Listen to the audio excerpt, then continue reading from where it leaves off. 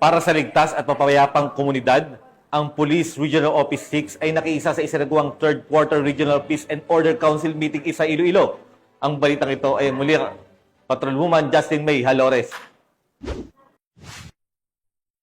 Dumalo si Police Brigadier General Josefino Diligan, Regional Director ng Police Regional Office 6 sa Third Quarter Regional Peace and Order Council meeting na ginanap sa Soto Grande, Green Meadows, Pavia, Iloilo nito lamang ika-23 ng Setyembre taong kasalukuyan. Katuwang sa pagpupulong si Major General Michael G. Samson, Commander ng 3rd Infantry Battalion, Philippine Army, kasama ang iba pang regional directors, pinuno ng mga ahensya at leader mula sa iba't ibang institusyong pamahalaan na nagkaisang pagtibayin ang kapayapaan at kaunlaran sa rehiyon. Ang RPOC ay nagsisilbing mahalagang plataporma para sa mas malawak na kolaborasyon kung saan ang mga usapin hinggil sa kapayapaan at kaayusan ay tinutugunan sa pamamagitan ng nagkakaisang estratehiya at konkretong aksyon para sa Pro-6. Ang pagtitipong ito ay patunay ng kanilang walang humpay na dedikasyon sa pagpapanatili ng seguridad, pagpapatibay ng mga hakbang laban sa kriminalidad at insurgency. Muling pinagtibay ng Police Regional Office 6 na sila ay katuwang ng bawat mamamayan para sa kapayapaan at kaayusan ng buong rehiyon.